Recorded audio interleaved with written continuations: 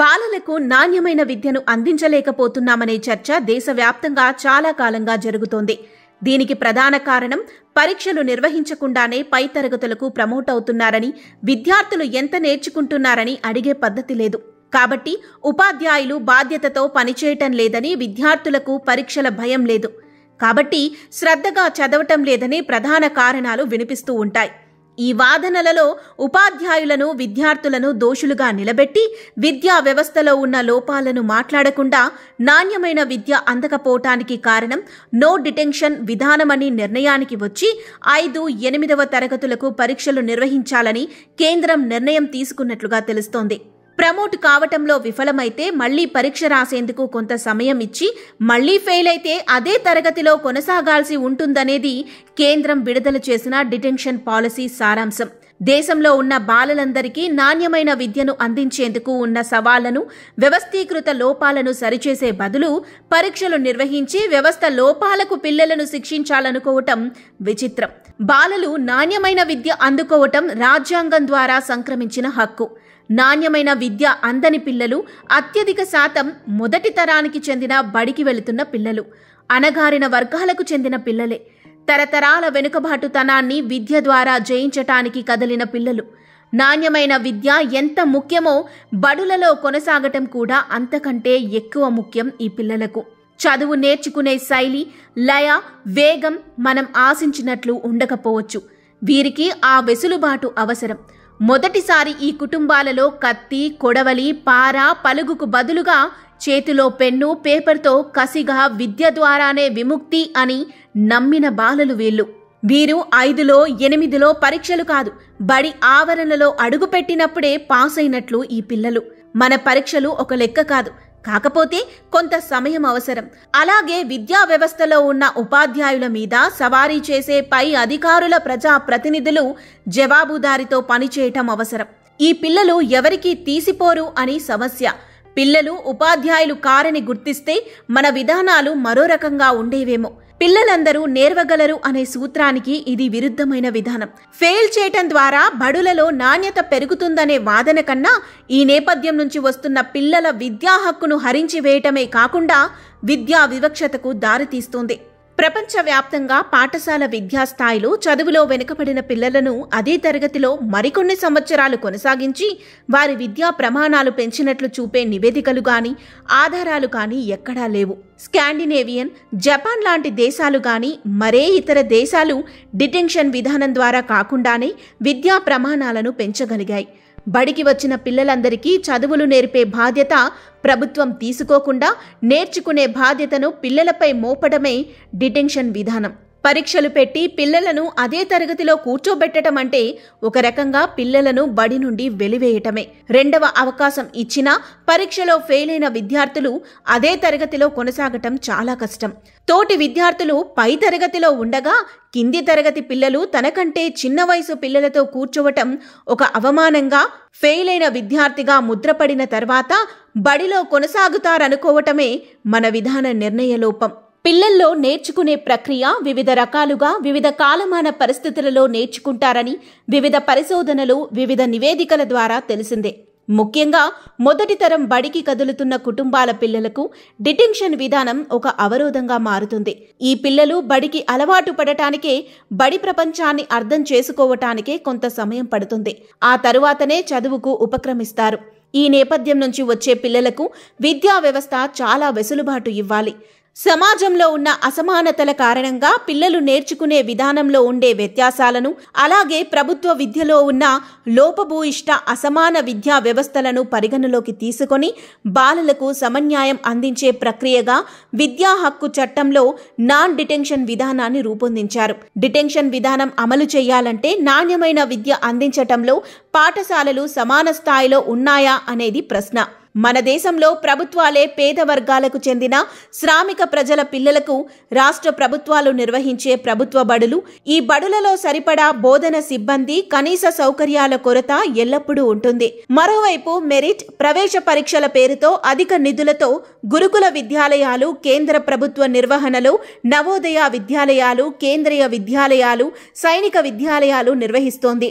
ఇక ప్రైవేటు యాజమాన్యాలు నిర్వహించే అంతర్జాతీయ పాఠశాలలు, ఉన్నత వర్గాల పిల్లలు చదివే ప్రైవేటు విద్యా సంస్థలు, తక్కువ ఫీజులతో దిగువ మధ్యతరగతి వర్గాల పిల్లలు చదివే ప్రైవేటు పాఠశాలలు, వివిధ రకాల విద్యా వ్యవస్థల పేరుతో సమాజంలో ఉన్న తారతమ్యాలను వ్యవస్థీకరించారు. పాఠశాలల కూర్పు సమాజంలో ఉన్న అసమానతలకు అద్దం పడుతుంది. డిటెన్షన్ విధానాన్ని ఈ నేపథ్యం నుంచి అర్థం చేసుకోవాలి. రకరకాల బడులలో చదివే విద్యార్థులందరికీ పరీక్షలు నిర్వహించి పిల్లలు ఫెయిల్ అయ్యారని ముద్ర వేయాలా, లేక బాలలందరికీ సమాన విద్యా బోధన చేయటంలో విద్యా వ్యవస్థ ఫెయిల్ అయిందా అనేది మన ముందున్న ప్రశ్న. ప్రస్తుతం విద్యా వ్యవస్థను సమూలంగా చర్చించకుండా, విద్యా వ్యవస్థలోని నిర్మాణాత్మక వర్గీకరణ పరిశీలించకుండా, నిర్మాణాత్మక అసమానతలపై ఆధారపడిన విధానానికి, మౌనంగా డిటెన్షన్ అనే విధానానికి చట్టబద్ధత కల్పించి విద్యా వివక్షకు బాటలు వేస్తుంది. ఈ విధానం పిల్లలు తప్పు లేకున్నా శాశ్వతంగా పాఠశాలలకు దూరం చేస్తుంది. పిల్లలందరికీ నేర్చుకునే సామర్థ్యం ఉంటుంది. పిల్లలకు నేర్పించలేకపోవటం వ్యవస్థ వైఫల్యమే అని గుర్తించాలి.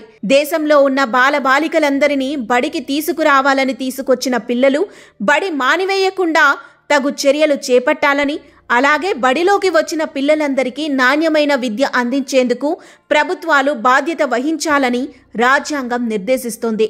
డిటెన్షన్ విధానం వల్ల ఫెయిల్ అయిన పిల్లలు బడులు మానేసే పరిస్థితులే అత్యధికం. ఈ పరీక్షలు లేకుండానే దేశంలో డ్రాపౌట్లు అవుతున్నారని మన ప్రతి సంవత్సరం విడుదల చేసే డైస్ డేటా ద్వారా తెలుస్తూనే ఉంది. ఇది ఎస్సీ, ఎస్టీ పిల్లల్లో అత్యధికం. ఈ పిల్లలంతా బాల కార్మికులుగా మారిపోతారనేది జగమెరిగిన సత్యం. పిల్లలకు విద్య నేర్పించటంలో వ్యవస్థాగత వైఫల్యాలపై దృష్టి పెట్టకుండా ఈ విధమైన విధానం బాలలను బడి నుంచి వెలివేసినట్లవుతుంది. ఇది విద్యా హక్కు చట్టం స్ఫూర్తికి విరుద్ధం. చట్టంలోని ఇతర సెక్షన్ల ప్రకారం పాఠశాల ఏర్పాటు, ప్రతి పాఠశాలలో శిక్షణ పొందిన ఉపాధ్యాయులు, బాలల అనుకూల పాఠ్య ప్రణాళికలు, నిరంతర సమగ్ర మూల్యాంకనం, విద్యేతర పనుల నుంచి ఉపాధ్యాయులను మినహాయించటం లాంటి అంశాలను కలిపి చదివితేనే నాన్ డిటెన్షన్ విధానం స్ఫూర్తి అర్థమవుతుంది. దేశంలో చాలా పాఠశాలలు ఏకోపాధ్యాయ పాఠశాలలు, శిక్షణ లేని ఉపాధ్యాయులు, తరగతికి ఒక టీచర్ లేని అరకొర పాఠశాలలు, రవాణా సౌకర్యం లేని బడులు, ఇలాంటి బడులను బాగు చేసి అన్ని వసతులు కల్పించినప్పుడే చదువు నేర్చుకునే అవకాశం ఉంటుంది. ముఖ్యంగా పేద వర్గాలకు చెందిన పిల్లలు తల్లిదండ్రులతో వలసలు వెళ్లి వస్తూ ఉంటారు. అనారోగ్య బారిన పడుతూ ఉంటారు. బడికి కొన్ని రోజులు దూరమై మళ్లీ వస్తూ ఉంటారు. ఉపాధ్యాయులు ప్రభుత్వం ఇచ్చే బోధనేతర పనుల మీద బోధనకు దూరమవుతూ ఉంటారు. ఇవన్నీ దృష్టిలో ఉంచుకుని అదే సంవత్సరంలో కాకుండా పాఠశాల పూర్తయ్యే వరకు ఎప్పుడో ఒకసారి నేర్చుకునే వెసులుబాటు కల్పిస్తోంది నో డిటెన్షన్ విధానం. బాల కార్మికుల వ్యవస్థ నుంచి విముక్తి పొంది తిరిగి బడిలో చేరిన లక్షలాది మంది పిల్లలు కేంద్ర ప్రభుత్వ సర్వశిక్ష అభియాన్ ద్వారా, స్వచ్ఛంద సంస్థలు నడిపిన బ్రిడ్జి కోర్సుల ద్వారా ఈ వెసులుబాటు ఉన్నందువలనే, పరీక్షల ఒత్తిడి లేనందువల్ల తమకు అనుకూలమైన వాతావరణం, సమయంలో నేర్చుకుని లక్షలాది మంది బాలలు ఉన్నత శిఖరాలకు ఎదిగారు.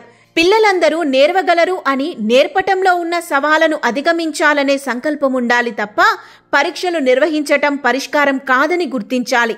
పిల్లలకున్న అనేక పరిమితులను, వారి నిస్సహాయతలను పట్టించుకోకుండా డిటెన్షన్ విధానం ప్రవేశపెట్టడం ద్వారా బాలలకు, ముఖ్యంగా ఇప్పుడిప్పుడే చదువుకు అలవాటు చేసుకుంటున్న మొదటి తరానికి చెందిన వెనుకబడిన అణగారిన వర్గాల పిల్లలను బడులకి దూరం చేయటమే తప్ప మరొకటి కాదు. ఫెయిల్ చేయబడే పిల్లల్లో ఆవేదన, నిస్సహాయత, తోటి విద్యార్థుల మధ్య అవమానకరంగా ఉండటం, ఏదో పెద్ద తప్పు చేసిన వారిగా కుమిలిపోతూ ఉండటం జరుగుతూ ఉంటుంది.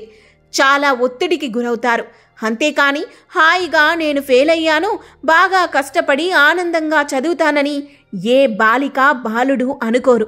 పరీక్షా విధానం కాకుండా చదువుతో వెనుకబడిన పిల్లలకు ధైర్యం చెప్పే దిశగా, వాళ్ళు చదువుకోగలరని నమ్మకం కలిగించే దిశగా వ్యవస్థ పనిచేస్తేనే ఆ పిల్లలకు సహాయకారిగా ఉంటుంది. మనలో చాలామంది ఇటువంటి ప్రోత్సాహాలతోటే చదువులో రాణించామన్నది వాస్తవం. సెకండరీ స్థాయిలోపు పాస్ ఫెయిల్ విధానం పిల్లలపై, ఉపాధ్యాయులపై ఒత్తిడి పెరుగుతోంది. ఇప్పటికే 10వ తరగతిలో ఉత్తమ ఫలితాలు సాధించాలని, తక్కువ ఫలితాలు వస్తే పై అధికారుల నుంచి అవమానాలు, ఒత్తిడులు ఎదుర్కొంటున్న ఉన్నత పాఠశాల హెడ్ మాస్టర్లను, ఉపాధ్యాయులను చూస్తూనే ఉన్నాం. కలెక్టర్లు 10వ తరగతి ఫలితాలపై ప్రత్యేక సమీక్షలు నిర్వహించి ఏమైనా చెయ్యండి, మన జిల్లాకు మంచి పేరు వచ్చేలా చూడండని ఒత్తిడి చేస్తున్న విషయం తెలిసిందే. డిటెన్షన్ విధానంతో ఇక నుంచి 5, 8వ తరగతిలో పాస్ పర్సంటేజ్ పెంచాలని ఉపాధ్యాయుల మీద ఒత్తిడి పడబోతుంది. ఈ ఒత్తిడి నుంచి దూరం చేసుకోవటానికి పాస్ పర్సంటేజీలు ఎలా పెంచగలుగుతున్నామో అందరికీ తెలిసిన బహిరంగ రహస్యమే. చదువు నేర్పటంపై దృష్టి పెట్టకుండా నాణ్యమైన విద్య అందించటానికి పై అధికారుల జవాబుదారీతనం నిర్ణయించకుండా కేవలం పాస్ పర్సంటేజ్పై మాత్రమే దృష్టి పెడితే ఫలితాలు 100% వస్తుండవచ్చు. కానీ విద్యా సామర్థ్యాలలో అత్యంత వెనుకబడిపోతున్నారని పలు ప్రభుత్వ, ప్రైవేటు నివేదికలే నిదర్శనం.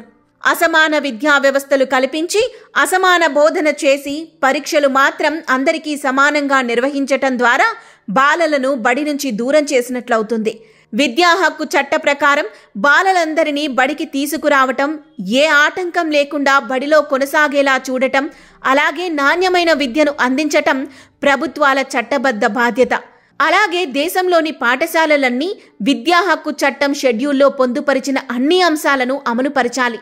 నాణ్యమైన విద్యకు ఈ షెడ్యూల్ అమలుకు అవినవభావ సంబంధం ఉంది.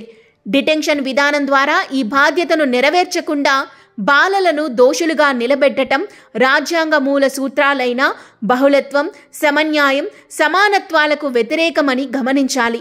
తెలంగాణ రాష్ట్రం డిటెన్షన్ విధానాన్ని అమలు చేస్తే డ్రాపౌట్స్ పెరుగుతాయనే ఆలోచనలు ఉన్నట్లు తెలుస్తోంది. నో డిటెన్షన్ విధానాన్నే అమలు చేయాలని భావిస్తున్నట్లు తెలిసింది. వాస్తవంగా ఉమ్మడి ఆంధ్రప్రదేశ్లో బడి బయట పిల్లలను బడులకు తీసుకురావటానికి మరియు డ్రాపౌట్స్ని అరికట్టడానికి నో డిటెన్షన్ విధానం అమలవుతున్న సమయంలోనే ఈ విధానాన్ని విద్యా హక్కు చట్టంలో పొందుపరచటానికి ఉమ్మడి రాష్ట్రం ఒక మోడల్గా నిలిచిందని గమనించాలి. వాస్తవంగా ఉమ్మడి ఆంధ్రప్రదేశ్లో బడి బయట పిల్లలను బడులకు తీసుకురావటానికి మరియు డ్రాపౌట్స్ని అరికట్టడానికి నో డిటెన్షన్ విధానం అమలవుతున్న సమయంలోనే ఈ విధానాన్ని విద్యా హక్కు చట్టంలో పొందుపరచటానికి ఉమ్మడి రాష్ట్రం ఒక మోడల్గా నిలిచిందని గమనించాలి. ఈ 2 రాష్ట్రాలు పాత విధానాన్ని కొనసాగిస్తూ కేంద్రం మీద ఒత్తిడి తెచ్చి దేశమంతా నో డిటెన్షన్ అమలుకు కృషి చేయాలని ఆశిద్దాం.